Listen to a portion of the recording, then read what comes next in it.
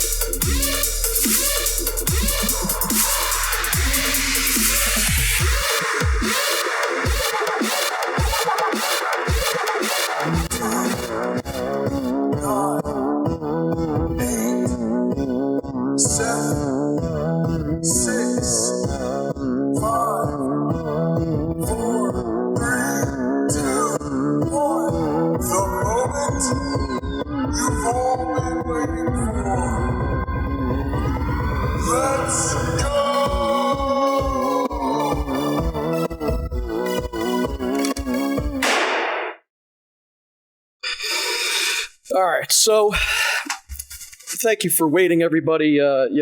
When we need to address situations, we don't always have the time, your time. We don't really always worry about your time, so we just do it on our time, my time.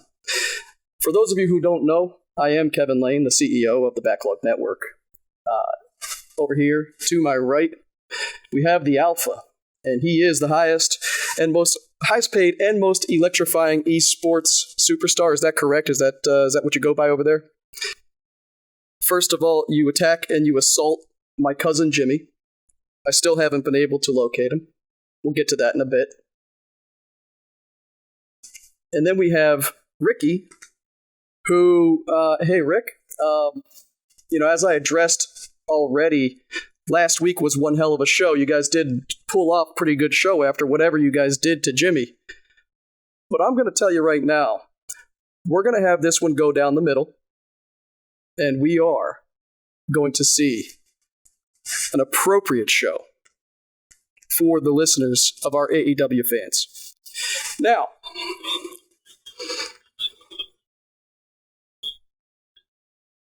oh, are you muted? You can't. That's pretty much the way this is gonna go, Alpha. If you're gonna talk like that. Ladies and gentlemen, let me introduce myself. I think I've already tried to get started before I was rudely interrupted by my co-hosts. But I am Kevin Lane, CEO, the host of Babyface and the Heel.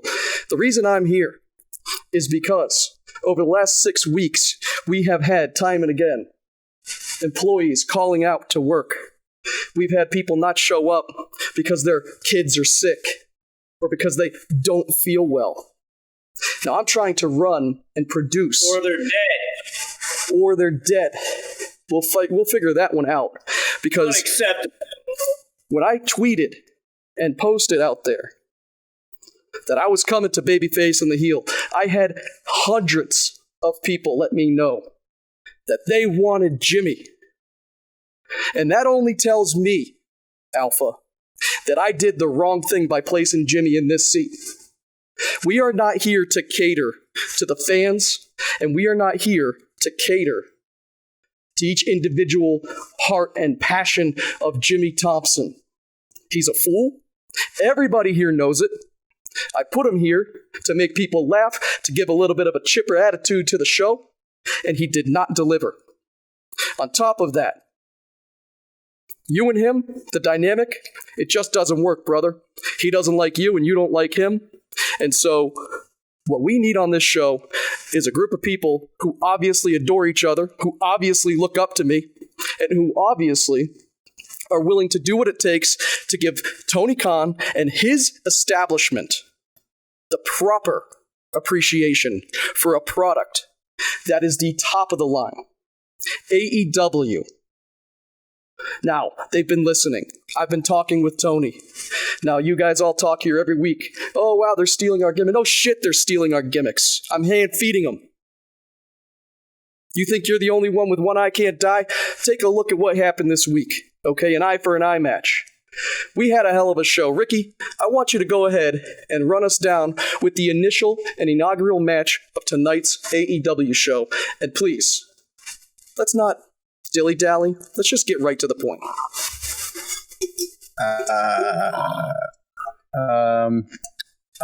Wake up! Okay. So tonight was a pretty good match. We had Hangman Page and Kenny Omega taking on SCU for was it a title match? I'm not sure. That was a tag team title match, Rick. Okay, yeah. Definitely was a tag team title match. They had a great match. I'm a little nervous. I'm sorry. That's okay. It's expected. It's expected. Okay. All right, just calm it down. Let's talk it through, okay? SCU, former tag team champions of the AEW. All right, Ricky's already cutting out. Alpha, keep us going. Yeah, what we have here didn't look like the chemistry was up. The highest caliber that AEW has to offer. SCU is one of the goddamn best tag team combos I've ever seen. Well, mostly Scorpio Sky. That man can get up. He can fly. Yes, He does know how. The ragtag combo of Hangman Page and Omega. I love those guys in singles. I'm still. Now wait a second. I'm not going to go with the rag. You're going to call them a ragtag. You see them come out tonight wearing matching jackets, matching vests in black, showing their allegiance, working together in tandem, move after move. Ragtag? I don't know. They're the elite. I saw them come out wearing the same thing they wore when they were in singles, brother. I agree. They are trying to show their cohesiveness. It's just not translating into the ring too much. It seems like Omega and Hangman Page are definitely they're not clicking. They're not clicking on all cylinders. And if they can do that, we'll be pretty good. They'll be a damn good tag team. Yeah, I'm going to agree with you there on the fact that they aren't firing off on all cylinders, but let's get real. This team has been put together to show the Young Bucks and to show all the other tag teams out there that there are forces that aren't hand-me-outs. They aren't gimmies, okay? Adam Page has been working very, very hard. Now, he's over. He's higher than a kite, okay? He's drunker than a skunk, and he is loved and adored by the fans. And I don't understand what Kenny Omega's goddamn problem is, where he can't just stop and accept that a guy needs to get a little appreciation, okay? I know what that feels like. Day in, day out. I'm working for you. I'm working for you. I'm putting my life on the line over here. Making everybody video clips and making everybody fucking from Leaky Squad to the Godfather to the Satan's Army, whoever the hell asks for something, who do they go to? Huh? Who do they go to? Me. And you know why? Because I deliver the best product available. And I'm sick and tired of seeing people like Hangman Adam Page not get the appreciation. Yeah, the fans love him. We could do without that. Because you know what? It's not about the admiration of the fans. It's about the admiration from the opponents in the ring. They need to respect the Hangman, and they don't respect him. And that's why they're losing to him. They don't need to respect him, but you got to admit he's over. I mean, that's where the entertainment comes in, right? Yes, but it's not all about entertainment. And, what we saw here today with the Dark Order, I'm really fond of the Dark Order and what they're trying to do. Now, Alpha, explain to me what your problem is with one of the most dominant and brutal tag teams in all of AEW. You tell me. I like the gimmick. I like the idea behind it. They got the army of these crawly guys, these creepers, and they're building up people, putting a mask on. But they walk out to the ring, There's not a single one of them. In theory, it's the best damn syndicate in professional wrestling. In practice, it's a joke. They're throwing punches. They're not even hit. They're not even coming close. And they have all this army of creepers, and they're not even utilizing them to the full potential. And that's the feedback as I go out with my armies of pollsters and I'm out on every street block out there, every city block in New York, in LA, even London, and I'm polling. Okay, I have people out there asking, what is your favorite tag team? Who do you love in the women's division? Okay, and I'm providing that information to our brethren over there at AEW. So I'll take your comments. I'm not sure if they're going to be listening to you. Let's be honest here. They're here. Those of the top tier and the brass over at AEW, they're tuning in when I tell them to tune in. I'm sending them the clips. They don't have time to come in and watch you two. Like last week, just absolutely tanking this goddamn show. Okay? That's why I'm here. Now, Alpha, if you ever get drunk on Dilly Hard on this show again like you did last week, your ass is grass. Take it easy. Ricky, I'm watching. That better be water.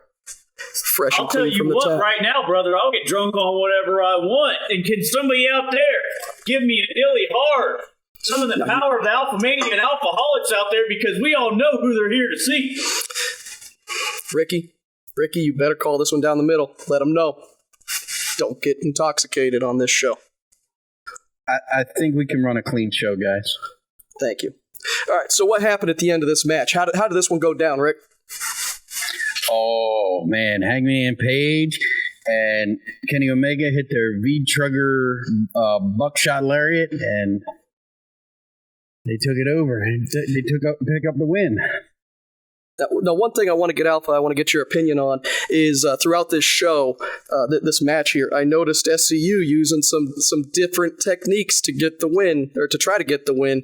You have Scorpio Sky doing a little bit of leg kicking to the back of Kenny Omega as he's going off the ropes. That's the type of thing that these two teams who've shown a lot of respect over the last few weeks, you saw Kenny Omega stop and wonder, what the hell was that all about?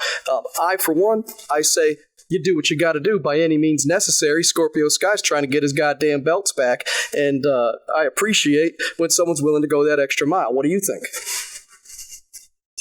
I can't disagree with that. But seems like they couldn't get out of their own way, even though they were the cohesive unit. I just seemed like Kenny Omega and Hangman Page were the better wrestlers technically. Now, Rick. Yes, sir. I didn't ask you. I asked the Alpha. Alpha, please. I like that they're finally doing a little bit of dirty stuff, hitting people while they're not looking and kicking them off the apron and everything. I don't like this straight up down the middle, like we're friends and we're going to fight a clean match. No. A winner does anything they can to win. I don't care if it's cheating, using a game shark, punching somebody right in the balls if they have to, shoving a turnstone pile driver so far up their nose, their brain comes out their ears. We better not see that. Not here on this show. No turnstone pile drivers, no dilly hard. And as a matter of fact, we probably shouldn't even have that eye patch. Okay? I'll have to check with my sources to see if that's legal here. In the Babyface and the heel, but we'll get back to you, Alpha, over the next week here, next couple of days. I'll tell you what's not legal right now, Kevin Lane, CEO. Those Tetris pieces you have behind you. I'm sure you're going to use those as a weapon.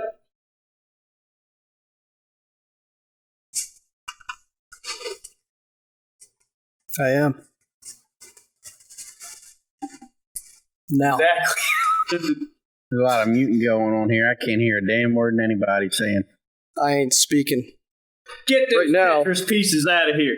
I'm going to tell you right now, when I solicited your man Jeff to come in and assist me with setting this stuff up, I did not think that we would have such a situation that we've been seeing over the last few weeks and months as we've run this show.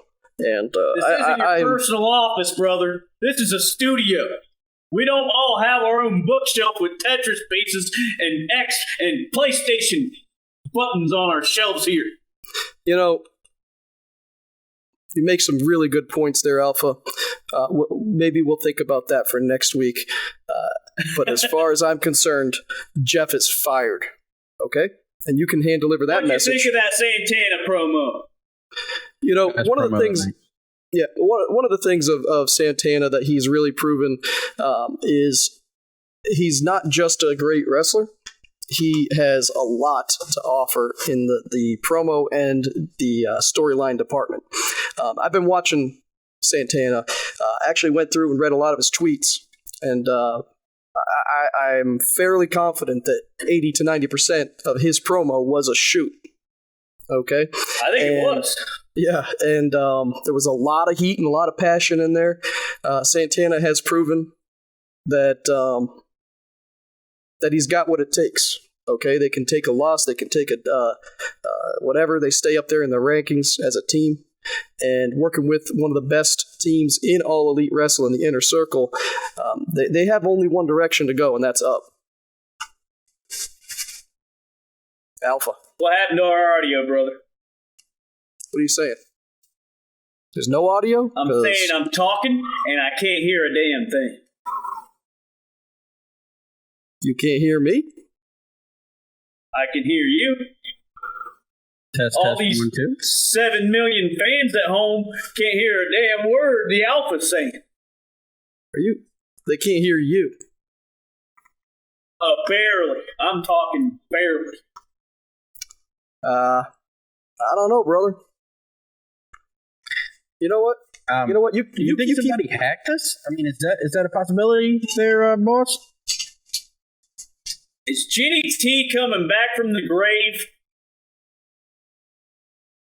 and hacking the stream? I hope so. I'd like to meet him again. All right, Rick, go ahead. I need you to talk. Test 1, 2. Test 1, 2. How you doing? Rick. How you doing? All right, now, Ricky, you shut up. Alpha, go ahead. Yes, sir. You don't talk to my brother Ricky like that. Now, I'm fairly certain that whoever couldn't hear you, bunch of idiots out there, fairly certain they can hear you. Give me another check. Is that what you think? Yeah, I don't think calling the people at home idiots is a very good way to promote our product. The product is selling itself. Alpha, I said give me a 1-2. I'll give you a 3-4 straight in your candy ass. I think we're good, brother. Of course we're good. Of course. Do you think that I get up from this chair just to fuck around? No. I get up from this chair and break the presence of this awesome set that I've paid $38 million for, by the way. And how Jeff about that Darby Allin promo, brother? Oh, yes. Now tell me what you think about Darby Allin and his herpes picture. Was that a perfect finish to that promo or what? It's a little uncalled for, but it worked. Give me a rundown here. What you uncalled for? A skateboard straight to the throat is uncalled for. A picture of some herpes on Sammy Guevara. The Spanish turd's face is hilarious. Now, a skateboard to the throat is by any means necessary. The Inner Circle has done the damage that they needed to one of the top competitors in AEW. Now, what's happened to Darby Allin since? Have we seen a coffin drop since he got his throat necked out? Necessary inside the realms of competition. Once the competition's over, you shake hands and everybody goes home clean. You know how Darby Allin doesn't get a skateboard to the neck? He doesn't drive a skateboard to the ring. Okay? Darby Allin is a fool. And you see him jumping week in and week out without even paying any attention to his well-being, throwing himself off the top rope to the cement floor. And we'll probably be better off once he does miss a couple of those and land on the back of his skull and end his career, because we don't need people like that drawing pictures. He should speak, okay? He should speak to Sammy Guevara. He's calling out Sammy Guevara for Revolution, drawing pictures of Sammy Guevara, who is the Spanish god, by the way. And that man knows how to wrestle. We saw it happen tonight. Okay, right after this promo where Darby Allin can't even speak. He's just drawing on some. What is he, a homeless man? What's going on with Darby Allin, okay? He does a little promo calling out Sammy Guevara for Revolution, which is coming up in a few weeks here. And we get right into one of the better matches of the night. Sammy Guevara really put a beat down, really made Dustin Runnels look old, didn't he? So we saw Dustin Rhodes. I don't know about that. Dustin Reynolds may be old in numbers, but he's not they old. Kicked Sammy Guevara's candy ass. I mean, he did put a whipping on him. I do have something I got to get off my chest about Dustin Rhodes, though. What you got? Now this is a shoot. Dustin Rhodes' character in this is a disservice to Dustin Rhodes. We're talking the man that was Gold Dust. We're talking the man that was Black Rain. He's got this Darth Maul get up and everything going on now, and he's just Dustin Rhodes. He does this because he's in Texas. I mean, come on. You have this whole get up, all this stuff. He can't be like the Red Rocket or something like that. He can't have something cool. He's just Dustin Reynolds, the guy that does this in Texas. Give him a character that he deserves. It's good to see him back in the ring. We've talked week in and week out whenever we do see him in the ring. The hustle that he provides, the way he goes off the ropes is like nobody else. He did truly give a beat down, a good run to the younger gentleman in the ring, Sammy Guevara. But right outside that ring, the entire match, we saw Jake Hager. All he's trying to do is protect, make sure Cody or somebody else doesn't come on down to interrupt. And then you have Dustin. That's a little far-fetched there, buddy. Come on, let's go down the middle. Hey, let's call a spade here. Sammy Guevara, he needs protection. The guy's one of the youngest and smallest guys in the organization. Okay, you got a big old man trying to beat up a young boy. And that's what he signed up for. He signed up for trying to make competition. Yes, but when you sign up for physical competition and the boss comes along and says, hey, little boy, you're fighting the big man, the old man, sometimes that just ain't fair, and Sammy Guevara had to deliver. Now imagine, you're fighting a man 40, 50 years your own. Guevara, who kicked John Moxley's ass. We're talking Sammy Guevara, who gave Jericho a run for his money, and we're going to say that it's the old man, Dustin Rhodes. This ain't even Gold Dust. This ain't even Black Rain. This is just Dustin Reynolds.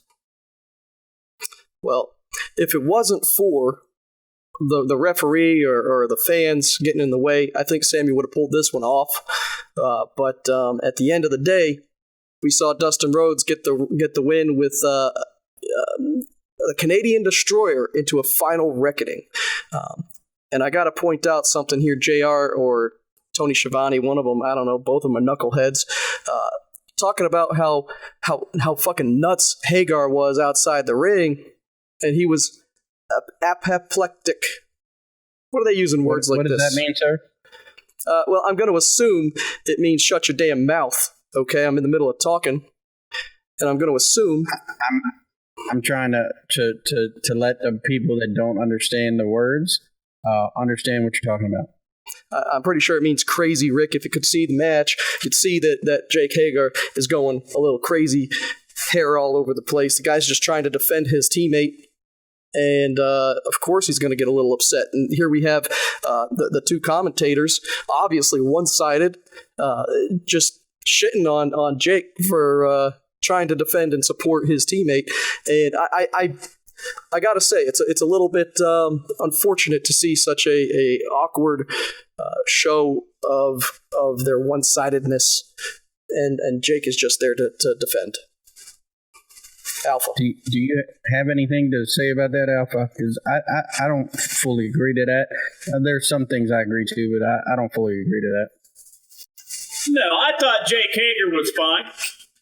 He's Jericho's bitch. Everybody knows it. Everybody's saying it. I just thought it was weird that the one time Dustin Rhodes climbed up the turnbuckle, Jake Hager went up to stop him. He was going to look him right in his eye and say, "Don't you do that." And then when they went to the other corner, he was nowhere to be found. He just let Dustin Rhodes just do whatever he wanted. That is true. I didn't understand that. Maybe he was just being Jericho's bitch. there was I got to point out a funny point in the match that it looked like you had Guevara up there on the turnbuckle. You had Dustin come over, get up there, climb up, and it looked like he was going to do a back body drop off the top, but I don't think Dustin even lifted his shoulders, and Sammy just did a front flip right onto his back from the top of that turnbuckle. And that's the young, that's the lack of years of competition.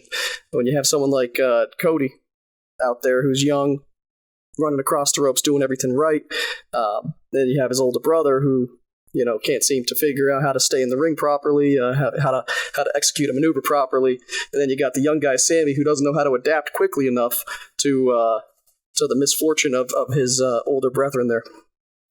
So I'm really disappointed in Dustin in this match. I think it's time for him to go, time for him to retire, and let the young boys like Sammy Guevara. Tell me why, Rick. Way off. I disagree. Dustin has more than enough to continue wrestling. The fans don't like him. The way he does that, right to the throat, and the way he does that, what's it called, where he flips him around body slam. Oh, that quick power slam? That is, I don't care if he's 70 or what, but man, I have this written down in my notes. Dustin Rhodes is an athletic. He is such, we're talking Dustin Rhodes here. Put it on me. That's not me. Yeah, there we go. Dustin Rhodes. And whenever I say Dustin Rhodes, I expect one of these in the chat. Dustin Rhodes is an athletic specimen for how old he is. He gets running. He gets into those ropes. He's fast. He's explosive. And he's doing everything these young boys are doing. And he's doing it better than them too. How did you guys like the Dustin Rhodes winning in his hometown? It had to be done. Had to be done. A little abnormal for wrestling. The fix is in. Well said. Well said.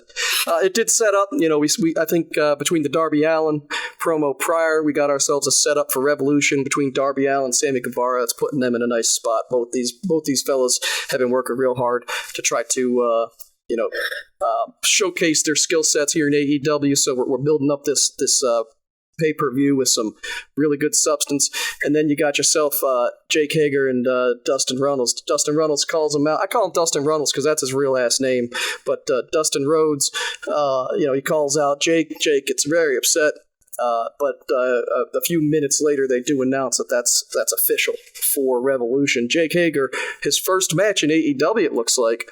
And I'm looking forward to seeing him mop up and end the career of the Gold Dust. I can't wait to see that. The Red Rocket is what you call him. The Red. I wonder if it's going to be a straight up street fight. I'll talk with my guys and see if we can get the Red Rocket. Alpha, I will say it's starting to grow on me. You do have some good thoughts every once in a while. That's why we put you here. But let's get to the gelatin of this delicious dessert. Right after that match, we got ourselves, for probably the fourth week in a row, just one of the best promos you can absolutely get on a TV show. Britt Baker is class amongst dirty scum. Okay, when she gets over there and she starts talking to Tony Schiavone over here, and I really she went right into it. She had an ethical and legal obligation as a dentist to improve the overall health of the community. And she said, that tooth had severe decay, Tony. The number 19, the mandibular second molar, of course, had extensive decay. She went on to say it led to severe pulpal necrosis and the formation of a chronic papal abscess, and the tooth needed to come out. She did her a favor, and she took that tooth out for free. Alpha, how do you feel about Dr. Britt Baker? I'll tell you how I feel about Dr. Britt Baker. She's getting heat, brother. She is building that heat, and the crowd's starting to hate. Did you, Ricky? What'd you think when she said the crowd was a bunch of chubby Whataburger faces? Brother, big pop. Big pop out of me.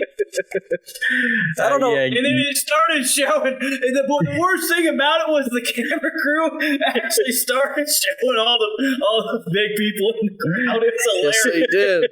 I had to point it out. First and only time you get a Whataburger chant in a stadium, probably. Oh my god, that was good. That was hilarious. Now I'll tell you what, Britt Baker's promo was effective.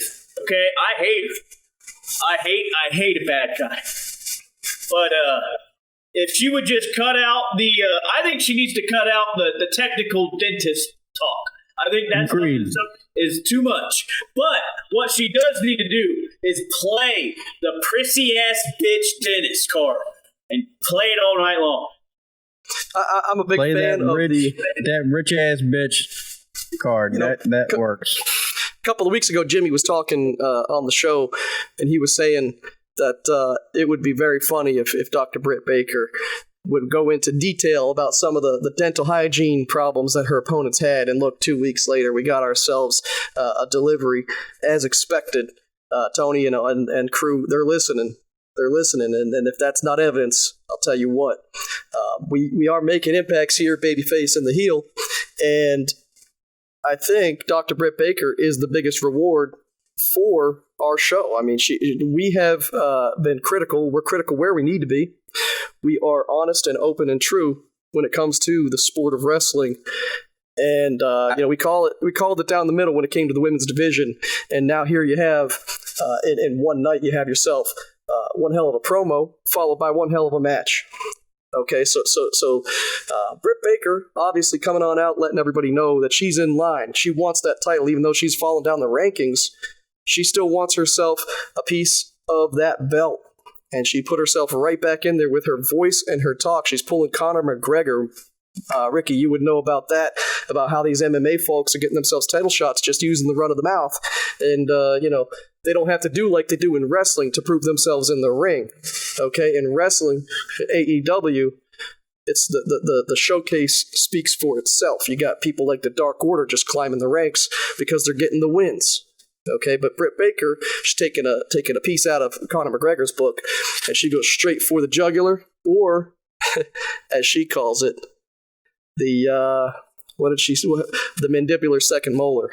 Maybe not the jugular. And she gets herself in there. She's still relevant, even though she took a loss last week. The person that beat her is going to be out for a little while. And I think she did the right, smart thing. But we got ourselves a new champion, boys. We're talking the king of the mountain in the women's division, brother. I think that's just one of the most disrespectful things that I've ever heard from a champion such as Nyla Rose, who shows up week in and week out when Riho gets the belt obviously handed to her. She weighs as much as a rock on the side of my driveway, and doesn't even want to show up. She did miss a lot of TV, so. Yeah, she did, and you now think her contract ran out? Is that why she lost it? Because didn't these two fight for the inaugural women's championship? They did. I think, to be fair to what AEW is trying to mold here, they had themselves an opportunity, and they took it. They needed to diversify the way the belts went. You put a belt on, a superstar like Chris Jericho. It's kind of an understatement, diversifying.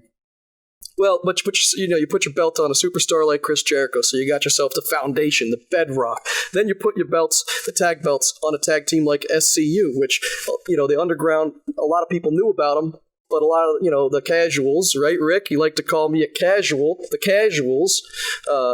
When it comes to MMA, you are casual. Let's call it straight. We'll talk. However, obviously my numbers. Stay in your lane, Kevin Lane. But the casuals wouldn't have known. Don't give him too much credit, Ricky. The casuals wouldn't know who SCU was. I'm a pretty deep wrestling fan, and I didn't know much about SCU coming into AEW. I know a whole lot about them now because they put the belts on them. They put the belts on them, they showcased them, and SCU is now a tag team that you wouldn't be surprised if WWE picked them up next week because if their contracts ran out, because they're that good. And then you got yourself Riho, who represented Japanese wrestling, which if anyone knows anything about wrestling, Japanese wrestling is some of the biggest market in the entire world. So she obviously represented that.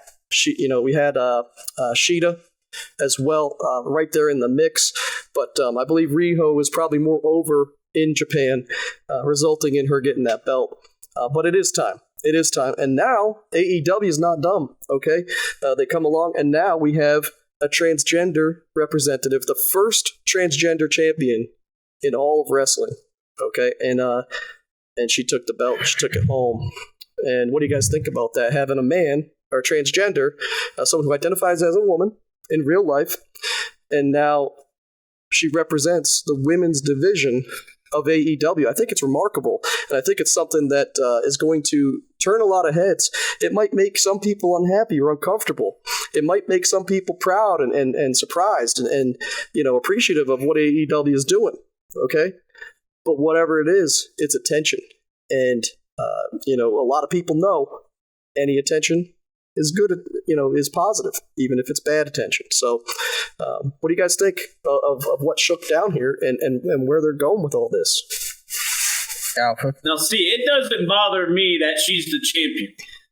If this was a real fight, I'd have a major problem with it. But for this to be a work, this is all a work. They're not really fighting. She identifies as a woman. It doesn't sound like the women on the roster have a problem with it. And I don't see a problem with it. I think Nyla Rose is the best female wrestler they got. She is. She puts on a damn good show. Rick, what do you think? Does she work safe? That's my only issue. No, she does not. No, she's not. That DVD off the top rope to Riho, I thought Riho damn near died. But she did. But she did. She kicked out because her heart's bigger than her damn body. Yep. Moving forward with a champion such as Nyla Rose, I can only expect that we will be having a lot more injuries in the women's division. That woman has been putting people through tables and slamming them, and we haven't heard of anything yet. That is true. Even in ECW and some of these other federations where you just see absolute havoc in the ring, when a real injury occurs, y'all hear about it or y'all know about it. I witnessed Sabu literally lose his jaw. It got the tail end of a table, the legs of the table, went right through his cheek. Literally, put a hole right through his cheek, dislocated his jaw on, let's say, his right side of his face. And it was just hanging there.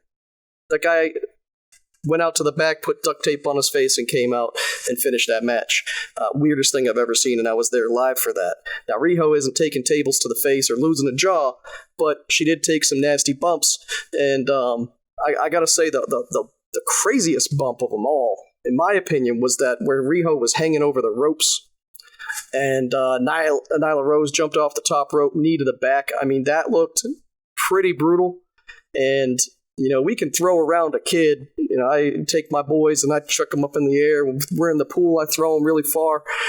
It's really easy to throw, but to receive that level of a bump and just shrug it off, we know that these wrestlers, at the end of the day, they go home, they pop some pain pills. They're having they have sore, stiff backs and joints and ache and this and that. So I'm with you a little bit, Ricky, here on we got to make sure that she's working safe, and so I'll make sure I communicate that to Tony and the guys. But at the same time, we got to put on a good product, and Nyla Rose is putting on a good product.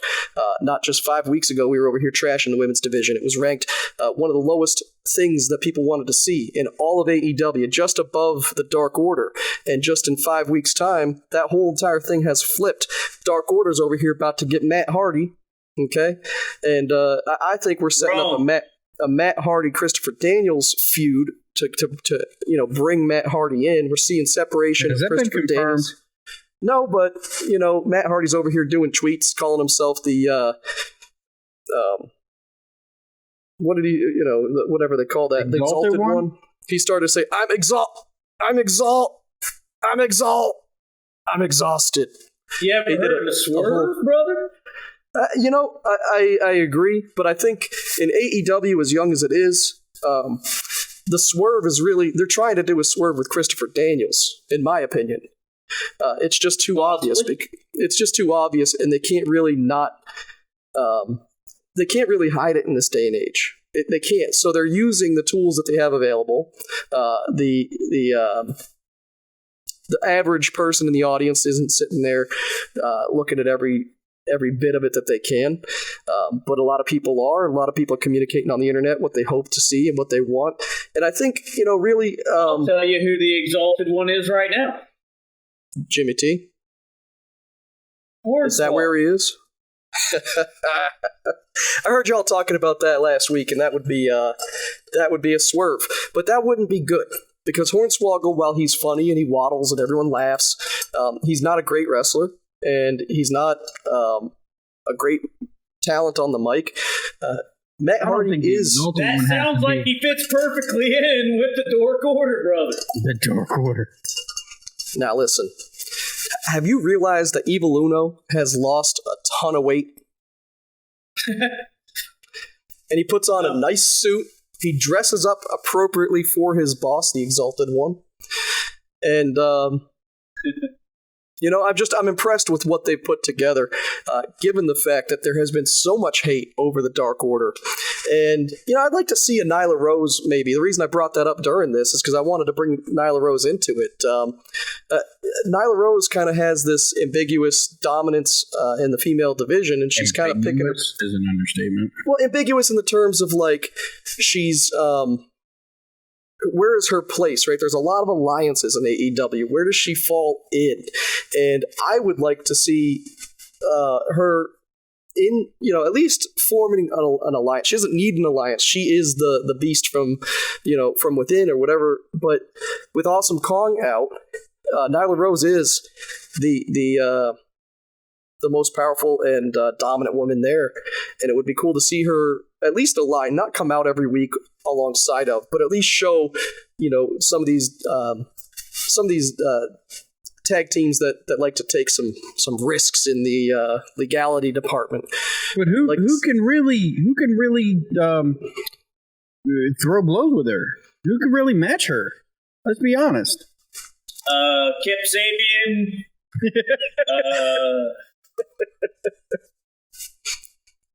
I mean, I can go on if you want. Joey Janela.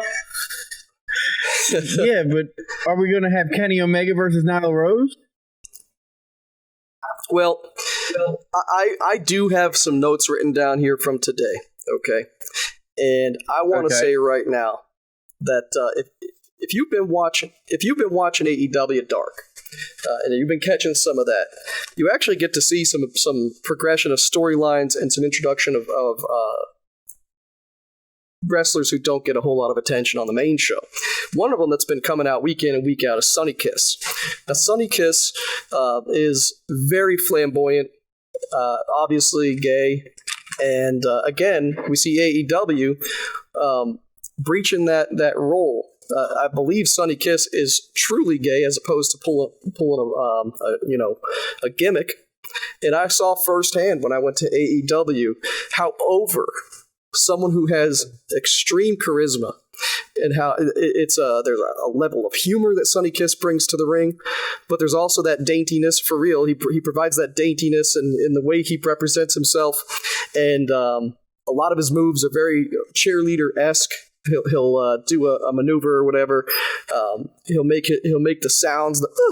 He does this stuff over the top. He does sell his gimmick, but he is, he is flamboyantly gay, right? And I think I don't care what you do behind closed doors, but the physicality that Nyla Rose possesses is, let's say, an advantage. I mean, the only person that's even close to her size is Awesome Kong. Yeah, I mean, let's get real. But wouldn't it be cool to see some of those cross-gender matches? Some of those, I have it in my notes. I think it would be a interesting and cool, funny match. Hey, what's going on with your face, brother? You sneeze or something? I got a cold. I don't know what the hell happened, but let's get it together over there, man. Shake it off, because I don't know what's happening. let's see. Oh, he's there back. You go. He's it's back. a magic trick, brother. So, Magic Man, and call Ricky Reed El Diablo. there he is. But I'd be interested. Get the Infinity Stones. I mean, Jesus. I would like to see a Sunny Kiss versus a Nyla Rose for the sake of the freedom of what they're doing in AEW. Put Nyla Rose in there with someone who carries themselves in such a dainty and fun, like I said, very cheerleader-esque. But Sunny Kiss is fucking hilarious. The splits, the this, that, the other thing, the nut shots. He sells everything so well, and he delivers, and he's a very, very good wrestler, technically. So put Nyla Rose in there with some of these dudes. Let her win. Let her dominate both men and women. Let her win a fucking man's title, too. I don't give a shit. I just want to see interesting dynamics. There, brother. You're walking a line. I don't like I'm What just do you saying. think about her fighting the winner of the MJF and Jungle Boy match? Hey, both of those guys, I did not realize how little MJF was, because Jungle Boy's not a big dude. And we talked about this offline. These guys, I mean, the entire roster, you put Jake Hager, looks like the biggest man on the show, but Jake Hager's an average guy in the WWE. You know what I mean? And so when you put Jake Hager in there with Luchasaurus, those two look like the kings of the rings, kings of the mountain. But yeah, I mean, that title belongs to Nyla Rose, brother.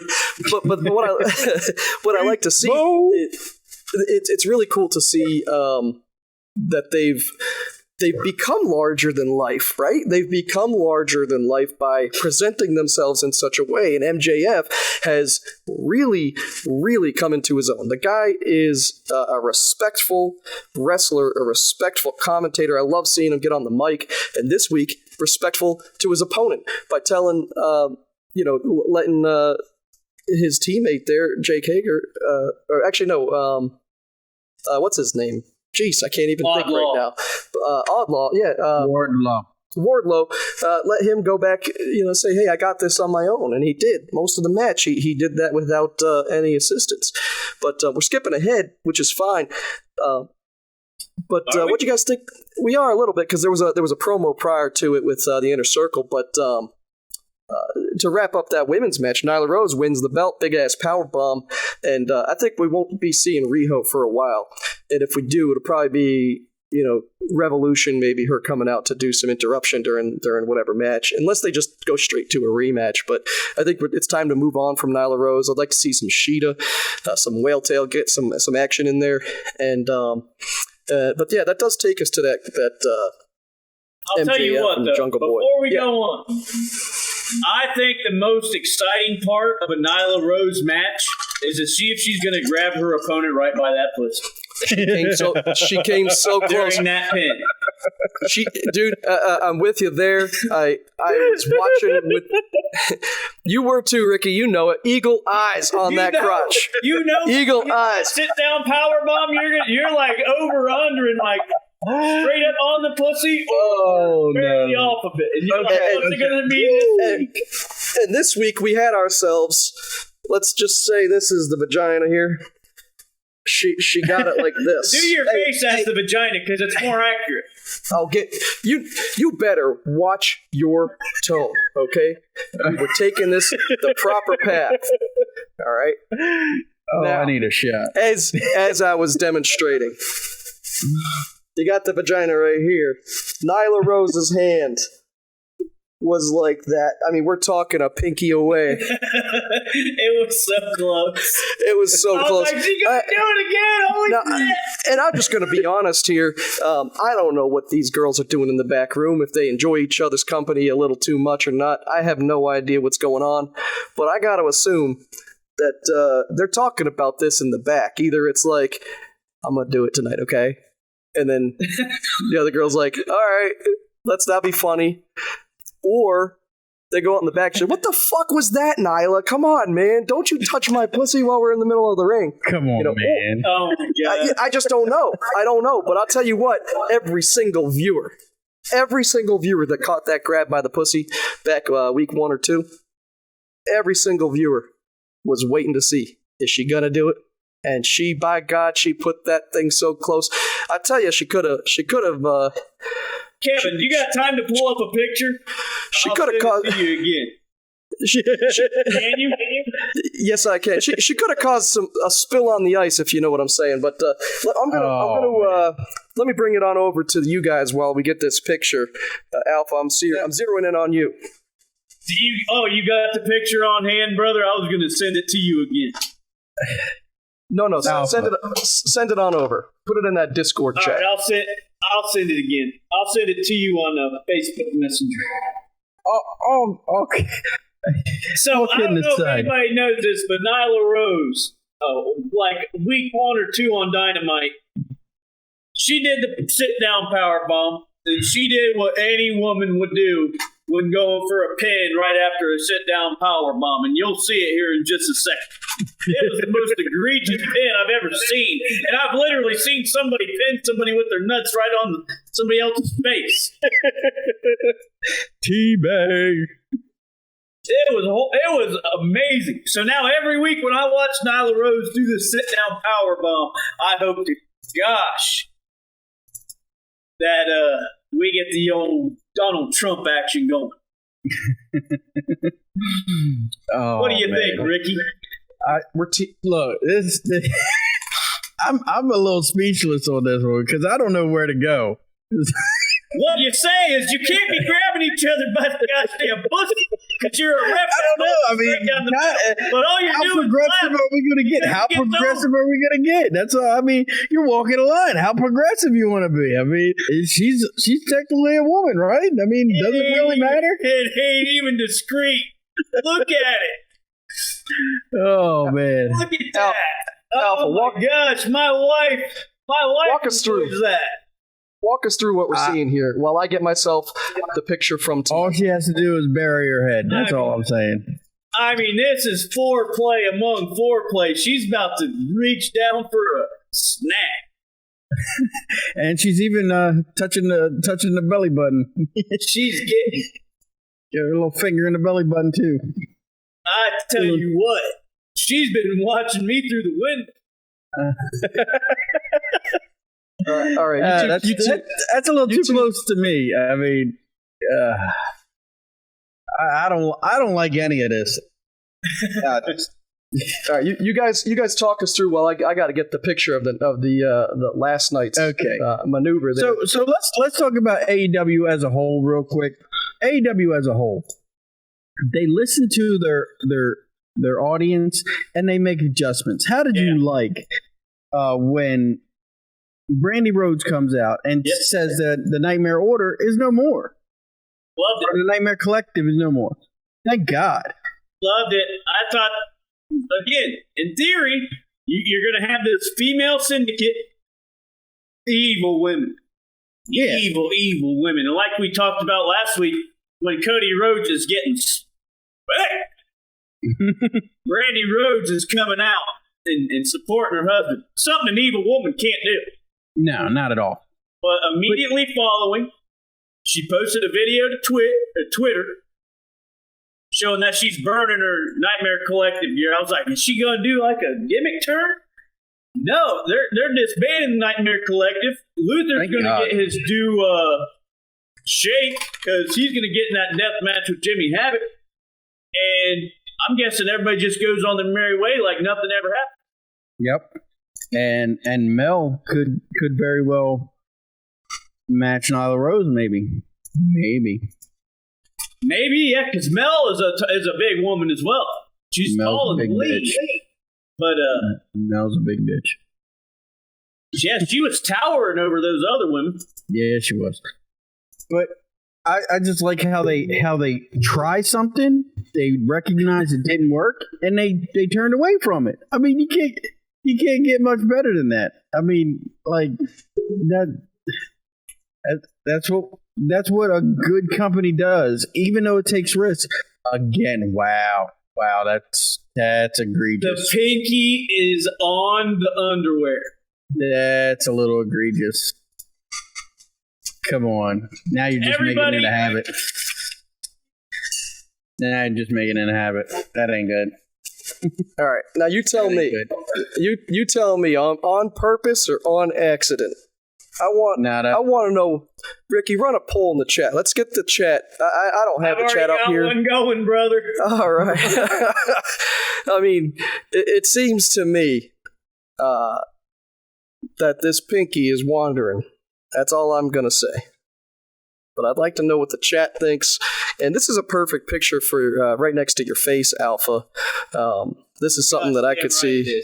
You know, it should go viral so that everyone can see that we got 3 pussies right there on the screen. Yeah, right, brother.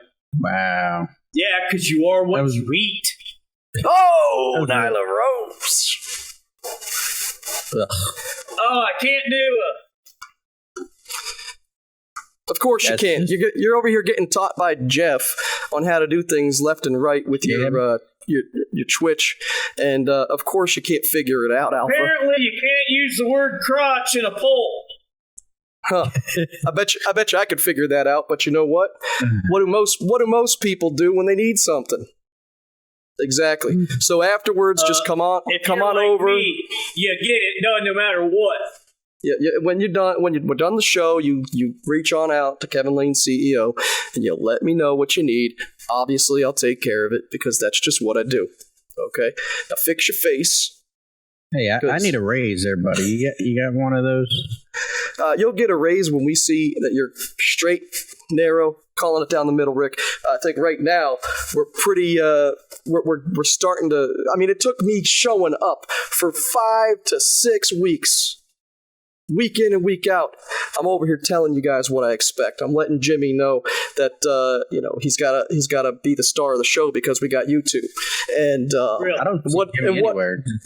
Yeah, well, I mean, you murdered him, Ricky. I had nothing to do with any murder whatsoever of any person, place at all. So don't pin that on me. I think that's a little racial profile in there, sir, and I don't like it. I'll be contacting HR on this. Prove it to me. Prove to me that you didn't do it. See what I wasn't there. So yeah, you said there was a promo between the Rio and Nyla match? I didn't. Yeah, we had a little an inner circle moment where Jericho was calling Moxley a piece of trash. That was actually between the inner circle had a little talking points where he was saying Moxley's how dare he take someone's eye? That he's the biggest piece of trash. And he says that's the lowest level of human I've ever seen. Is it a rerun from last week where they're all in the alley? No. It was there was just a quick few second promo, and then that's when they did the Cody they the Cody must have ran thing. That when I was doing the old Nyla Rose treatment to the Shimama Devon.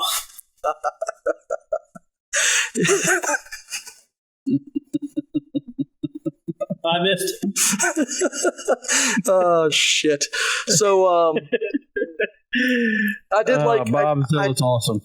I did like how the inner circle this was this week because Jericho did come out and he said, "Hey, look, Moxley, I scoured the globe for a hitman, a bounty hunter." And he called out Jeff Cobb. Rick, I don't know much about Jeff Cobb. Can you fill us in? I'm sure you probably know a little bit more than I do. Jeff Cobb, he is doing wrestling the way it needs to be done. He's an independent contractor of the best kind. He's in Ring of Honor. He's in New Japan, and he's wrecking shop over in Ring of Honor. He's wrecking shop in New Japan. All over the world. This big, beefy son of a bitch is just taking people to school. And if you didn't see what happened afterwards in this main event that we'll get to, oh my God. He's just powerhouse personified. He stood this out. guy just takes it to the house.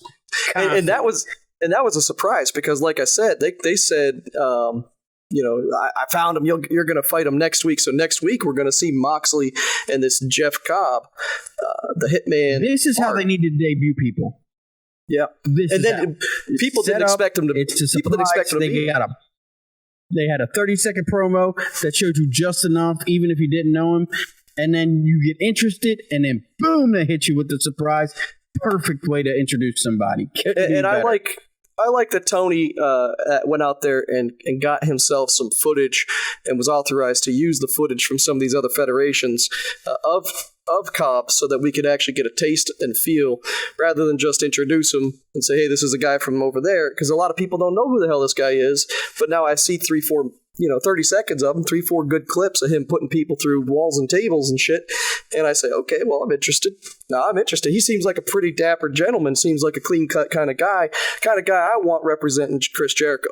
And Jericho needs more protection because there's obviously way too many people looking to take off his head. He's got the belt, he's being hunted, and he's got a crazy man with one eye trying to take what's rightfully his.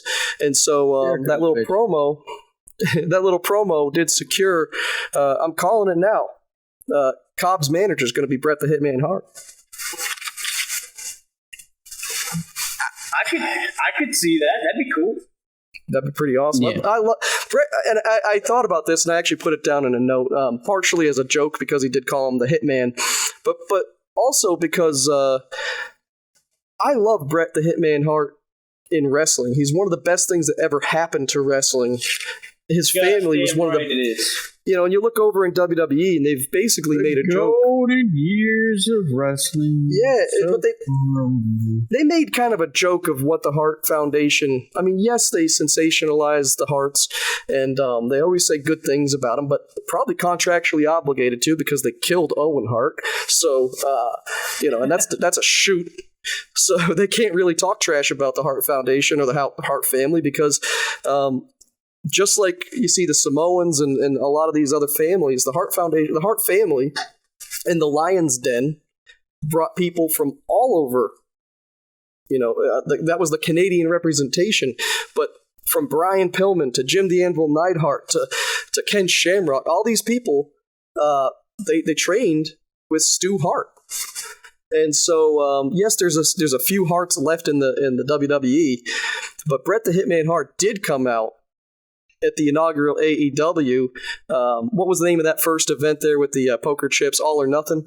And so it would be awesome to see. He came out and presented the championship belt, if I recall. And then he said he's not hired by AEW. He just did a job. Was anybody from the Hart family in that MJF and Jungle Boy match, brother? No. I didn't know if that's where you were going with this. No. What I was saying was, it's just got lost in the meeting.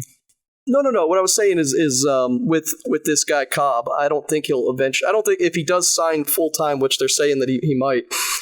If he does sign full time with AEW, I don't think he'll stay Inner Circle. I think it's just a way to introduce him and make him want to be part of AEW. This is a little bit of a strategy of business proportions here.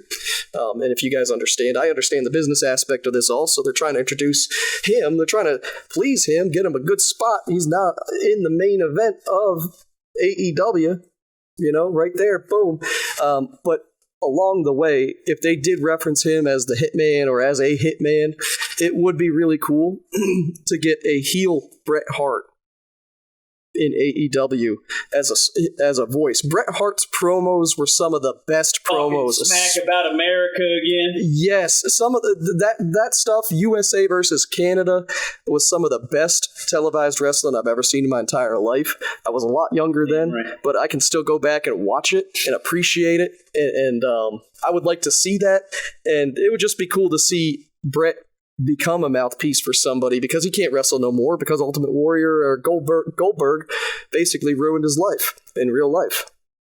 So that's why Bret Hart had stroke after stroke. Well, since we're going behind the curtain, what do you think about the way AEW acquired Mr. Cobb? I mean, with the whole dealing directly to him, not having to get a contract. It's basically just a couple dates here and there. And do you like independent contractors? Should they be jumping from Ring of Honor to All Elite to New Japan? Is that something that you want to see in the future, or do you think everybody should be exclusive? 1,000%, and I'll put it right back on you, Rick, with your MMA knowledge and your, the best fights are the ones where you have the best fighters going against each other. And unfortunately, the way UFC does their business is they lock people down to hard, cold, fake contracts. I mean, they sign people to contractor jobs, and then they're not allowed to be true contractors where they're working for different organizations whenever they can, picking up jobs here and there. They're basically signing full-time, I work for you contracts, but they're independent contractors, each and every one of them. They don't get the proper insurance. I mean, I know that things happen and have changed and enhanced their 10 years ago was a lot different. But in reality, I think that what you're saying is perfect, and I would love to see it. I don't want to go too much deeper into this because Refresh. All right, everybody. Hey, there we go. We're back. There we go. Good Lord, the CEO is out of his element. DDT striking us from the grave. Funny enough, I did a whole lot of work prior to this show going live, and it looks like all those changes got reverted. So what we're going to do here, we're going to wrap her up in terms of talking about the last bit here. So, Ricky, what was the last match, and how did it end? It'll be John Moxley taking on Santana, and it ended. Moxley got the win, I guess, but he really didn't. Jeff Cobb comes out and just decimates him with a tour of the island. A tour of the island. I like that, actually, the term that they use, the tour of the island. I thought that was interesting. He took him around the world. Now, Rick, no offense, but we're going to put it on the talent. I'm going to put it over here on the Alpha to wrap us up, talk about the last bit, give us his final thoughts here of the week, give us his of the weeks. I don't really have any of the weeks this week because, to me, it's all business. There was a lot of good things, a lot of bad things that happened this week. I'll give my notes directly to Tony, but we're going to give it to Alpha here. He's going to go through his of the weeks. Ricky, you can talk, but you ain't going to be on screen, okay? Just want you to understand that. Understood. And once Alpha's done, we're going to go ahead and we're going to raid Kip Sabian. He's an AEW superstar. When we raid him, I want each and every one of you in the chat to let him know you came from Babyface and the Heel, the AEW post-show on Twitch. And I want him to know where we came from. All right? So, Alpha, take it away, wrap us up, and once you're done, I'm going to go ahead and I'm going to send us over to Kip Sabian, but I want you also to know that the Alpha is going to be streaming alongside Kip Sabian, so we're going to do that raid. Definitely go on over there. Definitely talk to Kip Sabian, but then watch yourself some Alpha, watch yourself some Apex Legends. The cream of the crop's probably going to be playing with them. Probably got ourselves Triple H, probably got ourselves a whole lot of people, so make sure you get yourself over there and get you some of that. Was that gimmick infringement? You guys damn right it is, but I'm used to it by now, brother. So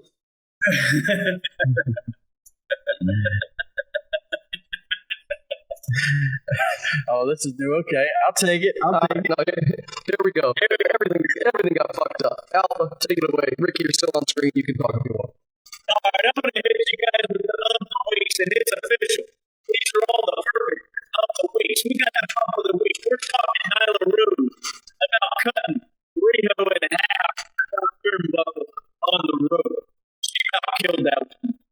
We got the high spot of the week. You guys damn right. It's Jungle Boy. He's got MJF on the arm. He's jumping on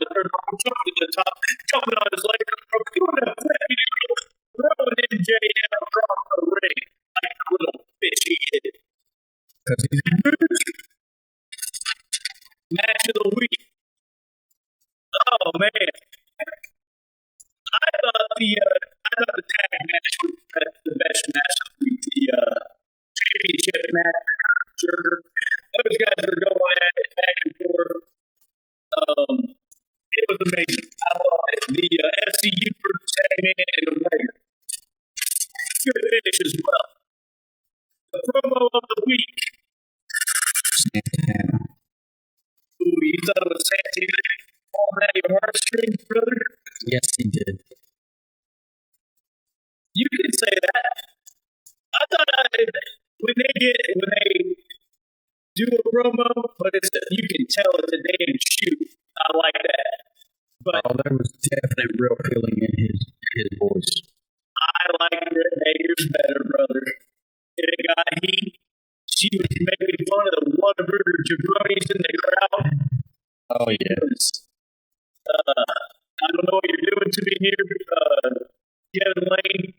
It's stadium voices. Let's just go with it. But Britt Baker, let me find it. She needs to cut out the technical talk. But when she gets into the pretty ass attitude, I'm better than you, and I know it. I think she does it better than MJF, brother. Whoa, that's big words now, man. Storyline of the week, and we didn't get to talk about this because Kevin Lane, CEO, kept going on his tangents. My storyline of the week is R. Anderson, the coach. He is going to turn on Nightmare, whatever they call it, Cody the Rhodes family. He's turning on him. He's going to end up being MJF coach. Oh, man, that would be my words. I got one eye. He doesn't lie. It's all seen, just to clarify. Superstar. Who do you think, Rick? Best storyline of the week for me was having to be MJF. Not only did he show that he can do the promos for stuff, but he can definitely wrestle in the ring. And I mean, that guy's a total package. I see big things coming from him. If it wasn't for the way it was structured, he'd be the number one guy in the whole AEW. So your superstar of the week is MJF. As it should be. That's a damn good one, brother. I think it's Dustin Rhodes, to be honest with you, because I'm excited most for his match against Jake Swagger. Yeah, he put on one hell of a performance. But I gotta side with Kevin Lane on this one. Is this performance just a one-off, or can he consistently do this? And if he can, for how long? I don't know. We'll see. I know he's got a match coming up in Bellator, so we'll see. Wow. God help us. There's my other weeks. Ladies and gentlemen, make sure you're checking out MMA Harder Podcast, the goddamn top MMA podcast on the wide web between my buddy Ricky of MMA Farts and my brother buddy of MMA Farts in the chat. And if you're not watching my stream, World Winning Federation on Twitch and following all of us on Twitter, then you're wrong. So let's rate Kid Sabian and show.